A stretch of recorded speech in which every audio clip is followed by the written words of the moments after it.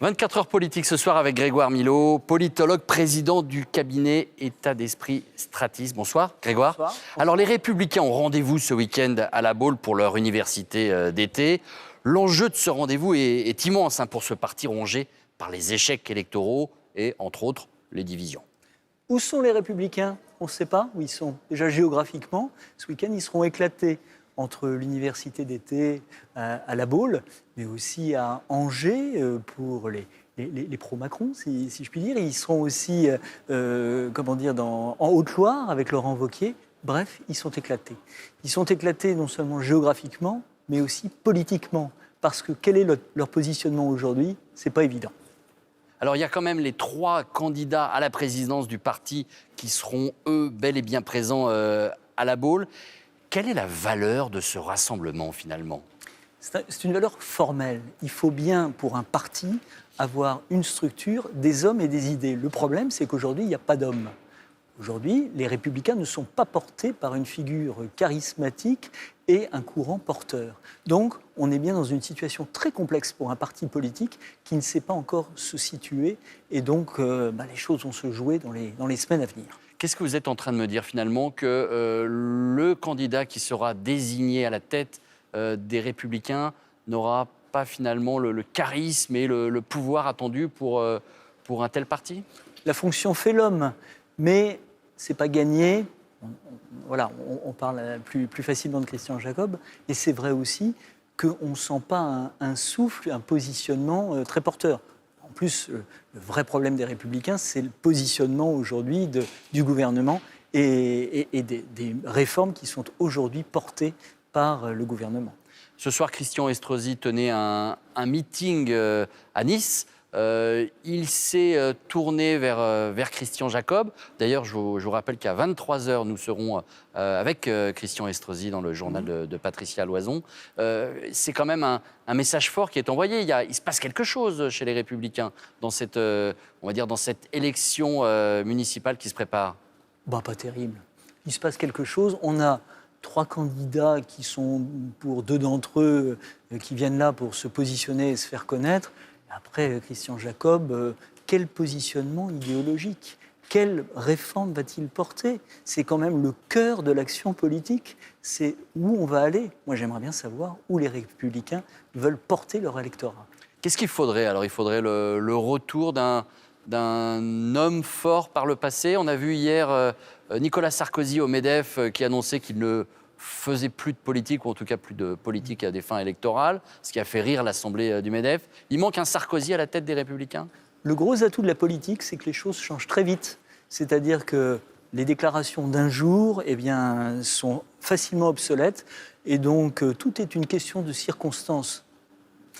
Grégoire, je vous propose d'écouter les différentes réactions entendues ces dernières heures dans les médias. Elles ont été rassemblées par Alexandre Baudran, et nous, on se retrouve juste après.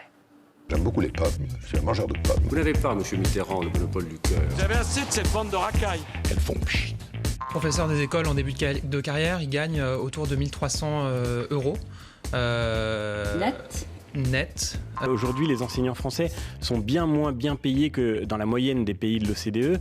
Nous avons des enseignants qui se paupérisent, n'ayons pas peur de le dire, et 300 euros par an, pardonnez-moi, mais ça n'est pas du tout ce qui va résoudre ce problème fondamental. Un chantier était ouvert sur la question de la rémunération des enseignants, qui est par ailleurs liée à la réforme des retraites. Jean-Paul Delevoye, il a fait un long travail pendant 1 an. J'ai participé à ces réunions pour faire un rapport très important qui change complètement le système des retraites, qui était celui du lendemain de la Libération, l'accord entre les gaullistes et les communistes, pour faire vite, à 70 ans après, un nouveau système, on va dire nordique par points.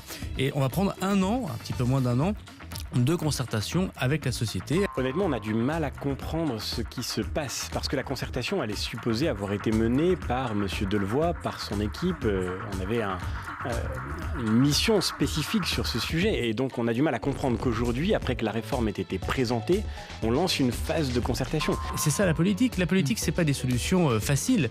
C'est toujours prendre le temps de discuter, de faire accepter des choses qui sont compliquées. Il faut sortir évidemment de l'hypocrisie, sortir de la démagogie. L'espérance de vie a augmenté. Il est évident que si on vit plus longtemps, et notamment si on est, c'est le cas en France, l'un des pays dans lequel la vie après l'âge de départ à la retraite est la plus longue, on ne peut pas tenir très longtemps avec un modèle à l'équilibre, sauf à paupériser les retraités, ce que nous ne devons pas faire. C'est que Sylvie Goulard, c'est quelqu'un que le président a proposé parce qu'elle incarne par sa vie 2 choses qui nous semblent essentielles pour l'Europe. D'abord, c'est une femme qui a été élue. C'était une députée. Elle a donc ce côté démocratique. Députée européenne. Et puis, c'est une femme qui est efficace, qui était persévérante et qui a porté des résultats concrets. C'est un choix très étonnant, permettez-moi de vous le dire, et très étonnant et qui a quelque chose de gênant vis-à-vis de nos partenaires européens. Pourquoi ? Sylvie Goulard avait elle-même choisi de démissionner 1 mois après son entrée en fonction au gouvernement, en considérant que l'affaire des assistants parlementaires l'empêchait d'exercer sa fonction de ministre.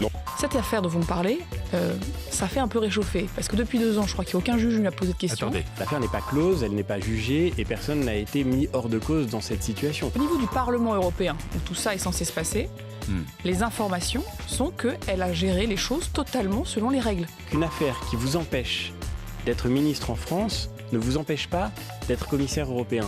Évidemment, je crois que nos partenaires européens vont regarder avec étonnement cette nomination. Abracadabrantesque. Et vous avez tout à fait raison, monsieur le Premier ministre. Je vous demande de vous arrêter. Au revoir. Grégoire Milot, on a entendu Gérald Darmanin évoquer le calendrier de réforme des retraites. Il est resté plutôt flou sur ce calendrier en parlant d'1 an de concertation. Le Premier ministre parle de plusieurs mois. Est-ce qu'il n'y a pas un danger pour le gouvernement, justement, en cette rentrée sociale traditionnellement difficile, compliquée, à laisser le flou s'installer? Le flou, on va avoir... D'ailleurs, votre calendrier tout à l'heure était très, très clair.